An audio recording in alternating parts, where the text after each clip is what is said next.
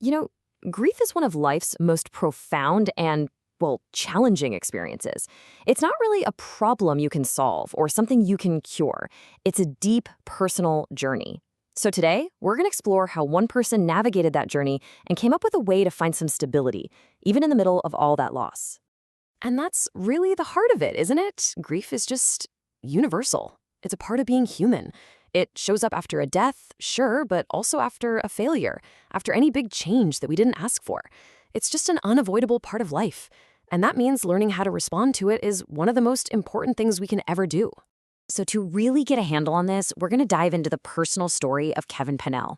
He's the author of The Stability Equation, and he found himself deep in this unavoidable fog after the sudden loss of his father, George. And his journey, while it offers a really powerful roadmap for the rest of us. And see, this whole reflection, this entire framework, it all started from this very real, very human place. For Kevin, what would have been his father's 80th birthday became the moment he really started to process his loss and share what he'd learned. It's just a powerful reminder that grief is always, always tied to love and to memory. So through his own experience, Kevin came up with these 4 practical tools, and they're not a cure, not at all. Think of them more like a path, a way to find your footing again when everything feels completely unstable. Let's walk through each one and see how they build on each other. Okay, so this first set of tools is all about the internal work. It's about the things you can do for yourself to create some structure when the world outside feels like it's just spinning out of control. The very first thing to tackle is what he calls the grief fog. And if you've ever experienced a major loss, you know exactly what this feels like. It's that mental chaos, that confusion, where you don't even know what you're supposed to do next. It's so disorienting, and cutting through it, well, that's the critical first step. So the first tool is beautifully simple. Just write it down. Grab a pen, a journal, even the back of a napkin, and just unload.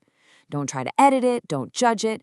The simple act of writing takes all that chaos out of your head and puts it onto the page. It gives it shape, and that gives your mind a chance to process everything, instead of just reacting. It's a small but really powerful anchor of clarity. Now, building on that little bit of clarity, the second tool is to hold on to your routine. These are your anchors. I mean, think about it. Routines bring back a sense of predictability and control when your world has been totally turned upside down. It could be working out, praying, or even just the simple act of showing up for work, doing the small things.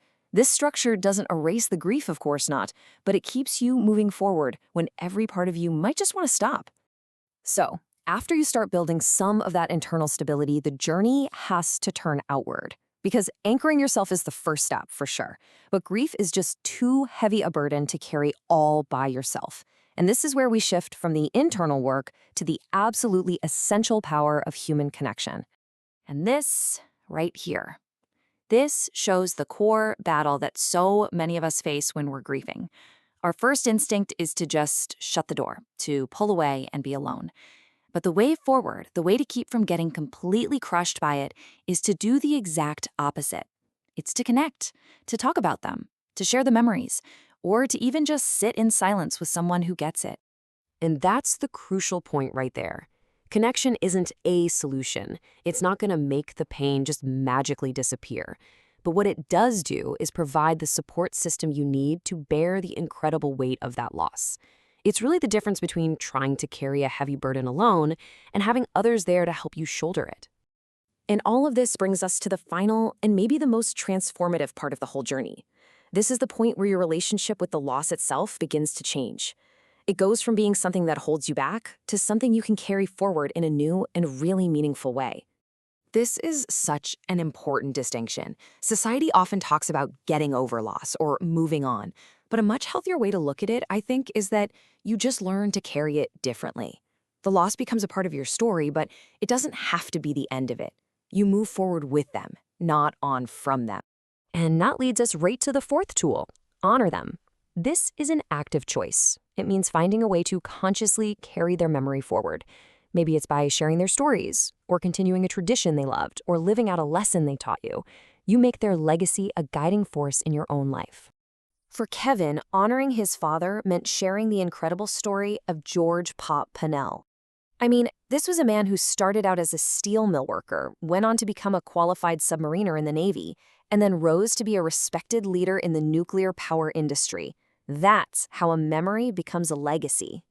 And this whole journey, both his father's amazing life and his own path through grief, it all came together to shape Kevin's core philosophy.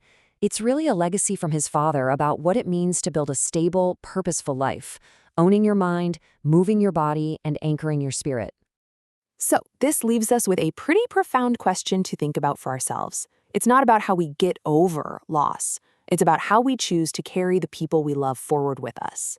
How do we turn their memory into a source of strength and guidance and purpose in our own lives?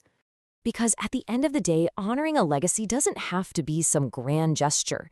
It can be as simple and as powerful as this. Just a quiet moment of gratitude for a life that shaped yours, for a love that continues to guide you, and for a story that you now have the honor of carrying forward.